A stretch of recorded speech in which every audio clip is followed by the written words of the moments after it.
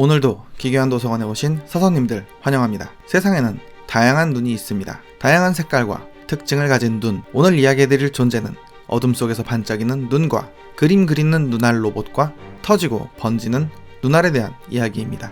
기괴한 도서관 SCP 재난 시리즈 제29탄 지금 시작합니다. 가시죠.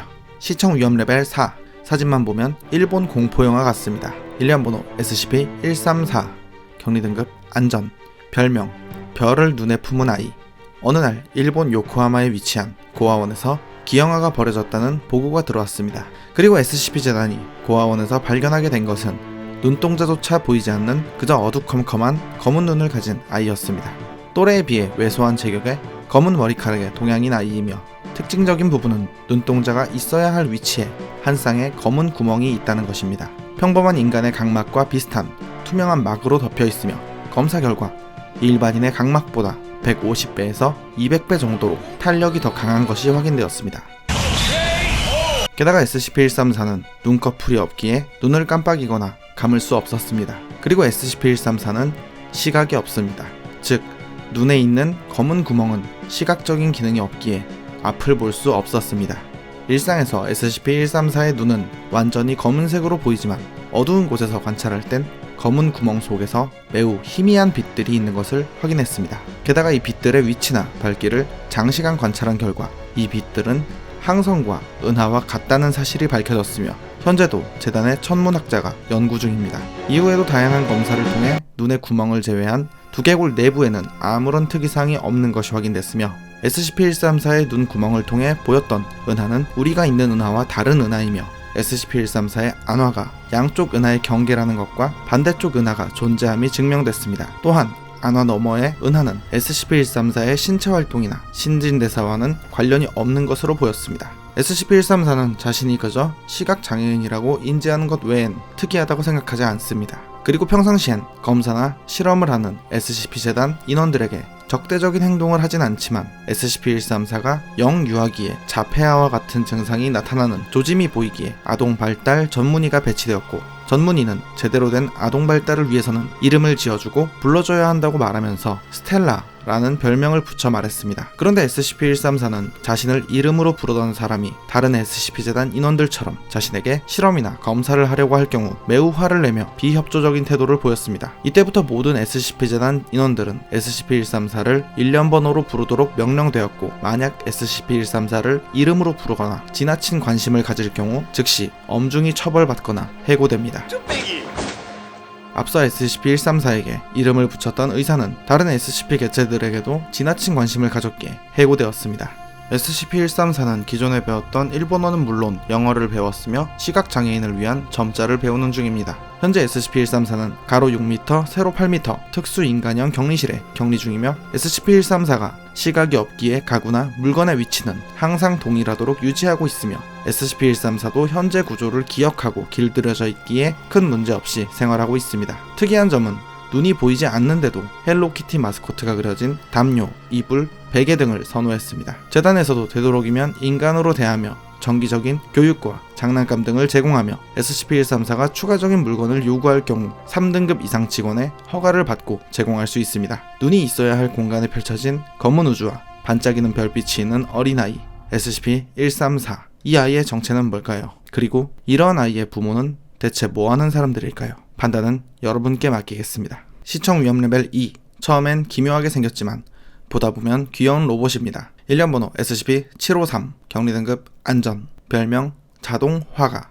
SCP-753은 고성능 자동 기계 로봇입니다. 가로 10cm, 폭 6cm, 높이 8cm의 크기이며 원형 몸체에 돌출된 두 개의 집게발 같은 다리를 천천히 움직여 이동합니다. 관찰 결과 이 집게발은 본래의 운동 기능이 손상되어 이동 시에 사용하기 시작한 것으로 보입니다. SCP-753의 몸체 앞면 한가운데에 있는 인간의 눈과 닮은 붉은색의 감각기관이 있으며 인공적으로 만든 유기체와 흡사한 것으로 보입니다. 이 부분 역시 손상되어 있어 시력이 좋진 않아 보입니다. 그리고 몸체 뒷면에는 마셜 카터 앤 다크 유한 회사라는 로고가 새겨져 있습니다. 이전에도 마셜 카터 앤 다크라는 명칭이 나왔던 적이 있습니다. 지난 영상 SCP 기획 23탄에서 SCP-1808 스폰지밥 시계가 회수되었던 장소가 마셜 카터 앤 다크의 경매장이었으며 당시 재단 인원을 고문했던 사람들이 마셜 카트 앤 다크의 사람들이었습니다. 이 회사의 정체는 쉽게 말해 신기하고 희귀한 SCP 개체를 판매하고 그 돈으로 정치적인 압박과 용병을 고용하며 재단과 적대하는 기업이자 조직입니다.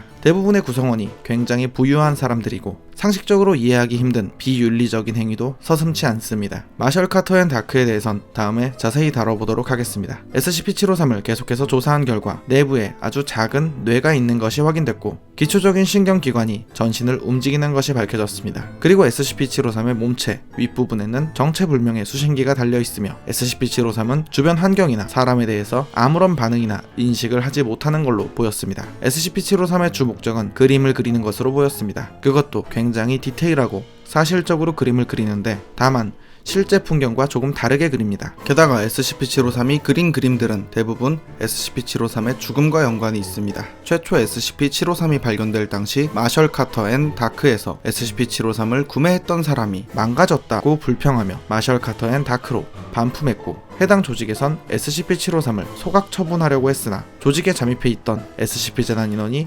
SCP-753을 훔쳐 재단으로 보냈습니다.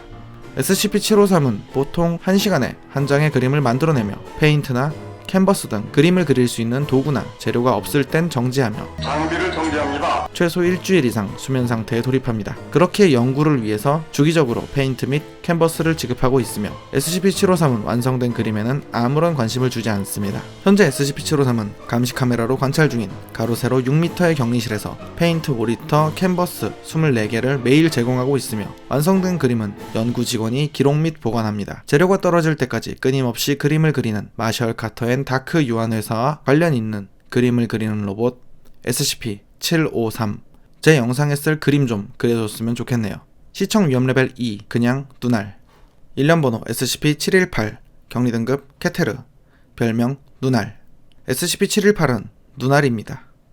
다음에도 더욱 재밌고 SCP-718은 야구공 크기 정도의 사람 눈알입니다. 혈관과 힘줄로 구성된 길고 얇은 기둥으로 고정되어 있습니다. 높이는 지면으로부터 약 1.22m 높이이며 어떠한 영양분 섭취나 배설을 하지 않고 그저 시야에 보이는 생명체를 바라봅니다. 눈알을 지지하고 있는 기둥은 어느 정도 상하 좌우로 움직일 수 있으며 주변에 쳐다볼 생물체가 없으면 CCTV 등의 관측 장비를 쳐다봅니다. 그리고 동물보다는 인간을 쳐다보는 것을 선호하는 편입니다. 이렇게 SCP-718이 사람을 바라보고 있으면 그 사람은 잠깐 동안이지만 불쾌함과 편집증이 나타날 수 있으며 그 결과 SCP-718을 파괴하려고 시도합니다. 만약 SCP-718이 손상될 경우 눈알이 터지면서 투명한 액체를 주변에 흩뿌리게 되고 이 액체는 말라붙으면서 가루가 됩니다. 그리고 이 액체에 닿은 물체는 투명한 물집과 같은 거품이 발생하는데 거품은 점점 검은색으로 변하고 24시간이 지나면 검은색 물집이 터지면서 그 안에서 20.32cm 크기의 SCP-718의 작은 복제품이 생겨나고 며칠이 지나면 본래의 SCP-718과 똑같은 크기의 성체로 자랍니다.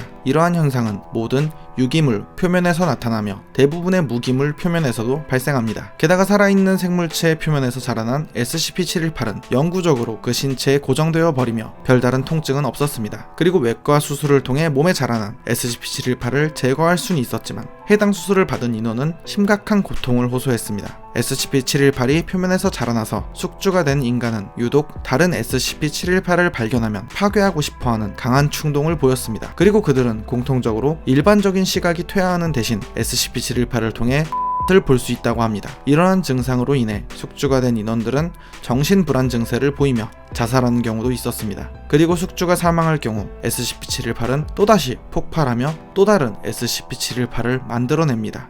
현재 격리시설 내에는 총 86개체의 SCP-718이 존재하며 장기간 관측을 허용하지 않으며 5분과 10분으로 제한된 관측만 가능합니다. 또한 24시간마다 관련 인원들이 교대하고 반드시 위험물질 보호복을 착용해야 합니다. 만약 SCP-718에 손상을 가했을 경우 가능한 한 빨리 보고해야 하며 위 격리 절차를 무시하거나 직접적으로 접촉하거나 변덕스러운 행동, 폭력적인 행동 등을 보일 경우 해당 인원은 즉시 격리 또는 전출되며 필요하다면 살상 무기를 사용합니다. SCP-718 자칫 잘못하면 전 세계를 뒤덮는 건 시간 문제겠네요. 사서님들도 외출 후 손 잘 씻으세요. 오늘 이야기는 기괴한 도서관 비공식 자료 일련 번호 SCP-6789 격리 등급 케테르 별명 사이렌 헤드. 많은 사람들이 요청했던 SCP-6789입니다. SCP-6789는 공식 등록된 SCP 개체는 아닙니다만 많은 분들이 좋아하는 비공식 SCP 개체입니다. 최초 발견된 건 1986년 히말라야 산맥에서 발견되었으며 큰 소리로 재생되는 기묘하고 불쾌한 경보음이 울려 퍼졌습니다. 당시 SCP-6789의 효과 범위 내에서 경보음을 들은 사람들 중 절반은 청력을 잃게 됐고 절반은 뇌가 터져 사망했습니다. SCP-6789는 거대한 크기에 삐쩍 마른 듯한 거인의 모습이며 머리에는 확성기 2개가 붙어 있습니다. SCP-6789를 조사한 결과 신체에서 방사능이 검출되었으며 자유자재로 소리와 음량을 조절 가능했고 평소 거대한 전봇대나 송전탑과 같이 가만히 서 있다가 어느 순간 갑자기 움직이며 활동을 합니다. 현재 지름과 너비가 최소 20m 이상인 장소에서 어떤 방법으로든 SCP-6789의 이동을 제한하고 있으며 이때에는 항상 소리 방지 장치가 사용되어야 합니다. 아직도 명확하지 않은 부분이 많이 남아있는 SCP-6789이지만 신체에서 검출된 방사능 수치로 보아 과거 핵전쟁 당시 만들어졌거나 관련이 있는 것으로 추측됩니다. SCP-6789 사이렌 헤드, 시끄러운 녀석입니다. 이 녀석의 소리를 들려드리겠습니다. 주의하세요. 다시 한번 말씀드리지만 SCP-6789는 SCP-재단에 등록되지 않은 비공식 개체이며 현재 SCP-재단 공식 홈페이지에선 SCP-5000번을 선정하기 위한 경연이 진행되고 있습니다. 즉 SCP-5000 이상의 일련 번호를 가진 공식 SCP 개체는 현재 없습니다. 오늘 이야기는 여기까지입니다. 다음에도 더욱 재밌고 기괴한 이야기로 찾아오겠습니다. 시청해주셔서 감사합니다.